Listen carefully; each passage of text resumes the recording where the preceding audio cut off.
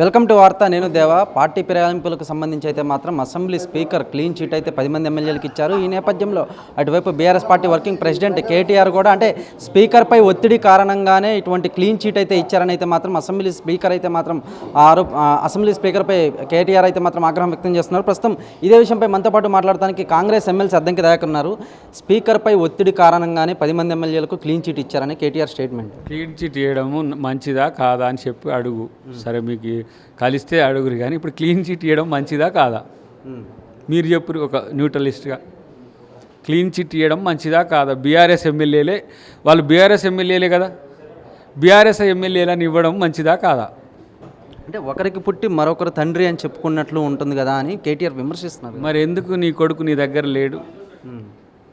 తప్పు చేసింది నువ్వేనా? కొడుకులైనా తండ్రులైనా పుట్టినా నచ్చకపోతే వాళ్ళని వదిలేసిపోతున్న రోజులు ఇవి. నీ నాయకత్వం నచ్చలేదని నువ్వే చెప్పినట్టు అది.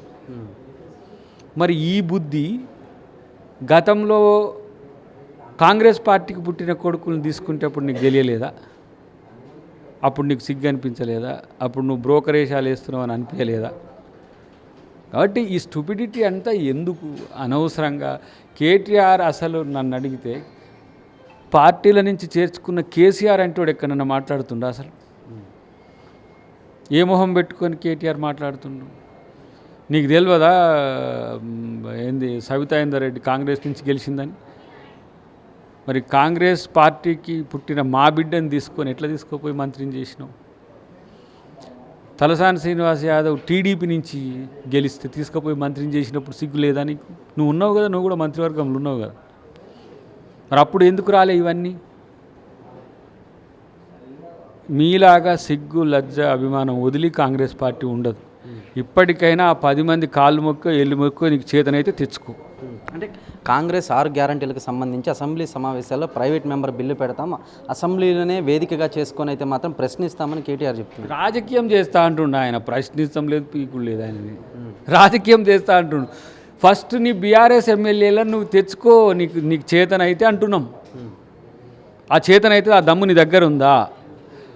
మీ అయ్యకు పేరు మీద గెలిచింది కదా, మీ అయ్యని రమ్మనమని పిలవండి. అరే నేను కదా బీఫామ్ ఇచ్చింది, ఎందుకో ఈ కాంగ్రెస్ వాళ్ళతో ఉంటున్నావు, కొంచెంసేపు టీఆర్ఎస్కి వస్తున్నావు, కొంచెంసేపు ఇట్లా అంటున్నావు అని చెప్పి కేసీఆర్ని అడగమను.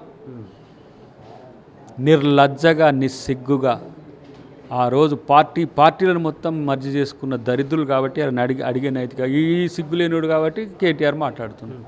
వెలుగుమట్ల బాధితులకు సంబంధించి ఎక్కడైతే ఇల్లు కూల్చారో అక్కడే పట్టాలు ఇస్తున్నారు. ఇది కేవలం తన నిరవధిక నిరాహార దీక్ష ఫలితమే అని కల్వకుంట్ల కవిత చెప్తున్నాను. ఇప్పుడు వాళ్ళకు సగం సమాచారంతో రాజకీయం చేయాలనుకుంటుండ్రు. వాస్తవ సమాచారం తెలిస్తే అట్లా మాట్లాడరు. కాబట్టి నిజాలు తెలుసుకొని ఏదైనా ఉద్యమం చేసినా కొట్లాడినా దానికి ఒక తరీకా ఉంటుంది. Half knowledge is more danger. తెలిసి తెలియక చేసే పనులు చేయడం వల్ల అబాస్పాలయ్యేది మీరు తప్పితే ఇంకొకటి కారణం. అంటే ఎక్కడైతే ఇల్లు కూల్చారో అక్కడే పట్టాలు ఇస్తున్నారు కదా, అందరికీ ఇవ్వకుండా కొంతమందికి ఇవ్వడం ఎంతవరకు కరెక్ట్? మరి నీకు హక్కు ఉంది, నీకు ఇస్తున్నాం. హక్కు లేని ఆయన వచ్చి అడిగేయమంటే ఇస్తాం. మరి నీ ప్లేస్ తీసేసి ఆయనకి ఇస్తాం. అంటే అందరికీ న్యాయం చేసేదాకా అయితే కనుక నిరాహార దీక్ష విరమించనని చెప్తుంది కదా. అందరికీ న్యాయం అంటే లేని వాళ్ళకు న్యాయం చేయలేరు బ్రదర్. ఆడికి వచ్చిన ప్రతి వాళ్లకు చేయాలంటే భూ హక్కు లేనిది చేయరు కదా. ఎక్కడి నుంచి ఇవ్వాలి? మరి ప్రభుత్వం ఇంకో దగ్గర అది డిమాండ్ చేయి. ఆడు నిర్వాసిత అయిన వాళ్ళకు భూమి మీద హక్కు లేకపోయినా వాళ్ళు పేదలు కాబట్టి వాళ్ళకు భూములు ఇవ్వమని డిమాండ్ చేయి. ఇంకో 20-30 ఎకరాలు ఇంకొకరికి తీసిద్దాం, అదేం పెద్ద సమస్య కాదు. కానీ ఇక్కడ రాజకీయం చేయడానికి ఎందుకు అబద్ధాలు చెప్తున్నారు మీరు?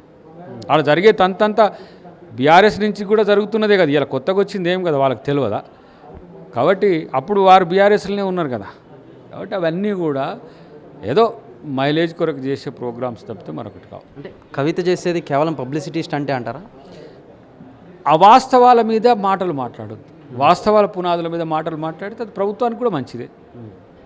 ఇప్పుడు ఇక్కడ ఒక పేద ప్రజలకు నష్టం జరుగుతున్నది. నష్టాన్ని నివారించే హక్కు ప్రభుత్వానికి ఎంత ఉందో ప్రతిపక్షాలకు కూడా అంతే ఉంది, పౌర సమాజానికి కూడా అంతే ఉంది. దాన్ని అడగడాన్ని మేము ప్రశ్నించము. కానీ లేని అన్యాయాన్ని తీసుకొచ్చి అన్యాయం జరిగిందని చెప్తే అప్పుడు సానుభూతి అనిపిస్తుంది.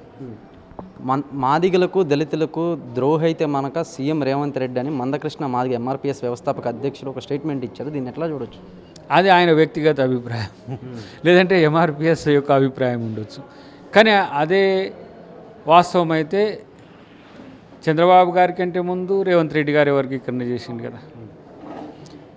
ఇప్పుడు మాదిగ మంత్రులతో పాటు మాదిగ ఎమ్మెల్యేలంతా కూడా సన్మానం చేసిండు కదా.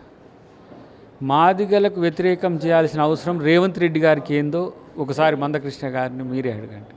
నేను కూడా అడుగుతా, నేను కూడా, ఎందుకంటే మేము సాన్నిధ్యంతోనే ఉన్నాం కాబట్టి చెప్తున్నాను. ఎన్ని రిస్కులలోకి వెళ్ళి ఆ బిల్లు తేవాల్సి వచ్చిందో, ఎన్ని సమస్యల నుంచి వచ్చి వారికి కూడా తెలుసు. కాబట్టి మాదిగల వ్యతిరేకంగా రేవంత్ రెడ్డి గారు ఎప్పటికీ ఉండాల్సిన అవసరం రాదు. మార్చి 20వ తారీఖు అసెంబ్లీలో బడ్జెట్ ప్రవేశపెట్టున్నారు. ఈ సంవత్సరం అన్ని వర్గాలకు, అన్ని సామాజిక న్యాయాలకు అంటే అనుకూలంగా ఉండనుందంటారా బడ్జెట్? మోస్ట్ ప్రాబబ్లీ ఇంకా ఈసారి ఎక్స్టెంటివ్గా ఉంటుంది. గతంలో మనం ఏ ఏరియాస్ కాన్సన్ట్రేట్ చేయలేకపోయినామో ఇంక ఇప్పుడు ఆ ఏరియాస్ని కూడా మనం తాకే అవకాశం ఉంటుంది. అన్నిటికంటే ఎక్కువ ఏంటంటే కొంత వెసులుబాటు కూడా ఇప్పుడు ఉన్నది కాబట్టి డిఫరెంట్ సెక్షన్స్ నుంచి వచ్చే డిమాండ్స్ని కూడా పరిగణలోకి తీసుకుంటున్నారు. ఇప్పుడు బడ్జెట్ కంటే ముందు పబ్లిక్ డొమైన్లో కూడా ఎవరి అభిప్రాయాలు ఉన్నాయో చెప్పమని ఉంటుంది ఒకటి. ఇంకెవరికైనా ఏమైనా అవసరాలు అట్లాంటివి ఉంటే మీరు దాని ఫినాన్స్ మినిస్టర్ వారి వెబ్సైట్కి పోయి మీ యొక్క డిమాండ్స్, మీ యొక్క సమస్యలో మీరు చెప్పగలిగితే వాళ్ళు మనం అలొకేట్ చేసుకోవచ్చు. ఫైనల్గా పార్టీ ఫిరాయింపు ఎమ్మెల్యేలకు సంబంధించి అయితే కనుక ఆ భారత న్యాయ వ్యవస్థను అయితే మాత్రం అపహాస్యం చేస్తున్నారని, సుప్రీంకోర్టు దాకా వెళ్తానని కేటీఆర్ చెప్తున్నారు. ఎవరు వద్దన్నారు? మేము కూడా పోయినాం సుప్రీంకోర్టు దాకా. ఇంకా కేసులు అట్నే ఉన్నాయి. ఏది వెంకటరెడ్డి గారిది, సంపత్ కుమార్ గారిది ధర్మాసనం అయిపోయింది, విస్తృత ధర్మాసనం అయిపోయింది. ఇంతవరకు జడ్జిమెంట్సే రాలే.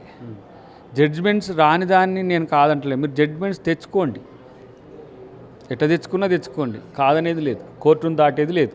అంటే మీరు ఏకీపిస్తున్నారా న్యాయస్థానానికి, సుప్రీంకోర్టు ఆ డిస్క్రిషన్ వెళ్ళే హక్కు వాళ్ళకు ఉన్నది, తీర్పు ఇచ్చే హక్కు రాజ్యాంగబద్ధంగా సుప్రీంకోర్టు కలిగి ఉన్నది. దాన్ని నువ్వెవరు నేనెవరు కాదంటానికి, దాన్ని వ్యతిరేకించాల్సిన అవసరం ఏంటి? ఒకవేళ మనం వ్యతిరేకిస్తే వాళ్ళు ఆగేది ఏమన్నా ఉందా? చూసారు కదా, మొత్తం మీద కనుక మనం చూసుకున్నట్లయితే ఈ పార్టీ ఫిరాయింపు ఎమ్మెల్యేలకు సంబంధించి అయితే కనుక న్యాయస్థానానికి వెళ్తానికి అంటే సుప్రీంకోర్టు దాకా వెళ్తానికి ఎటువంటి ఇబ్బంది లేదని అయితే మాత్రం ఎమ్మెల్సీ అద్దంకి దయాకర్ చెప్పుకొచ్చారు. కార్తీక్తో దేవా వార్త, హైదరాబాద్.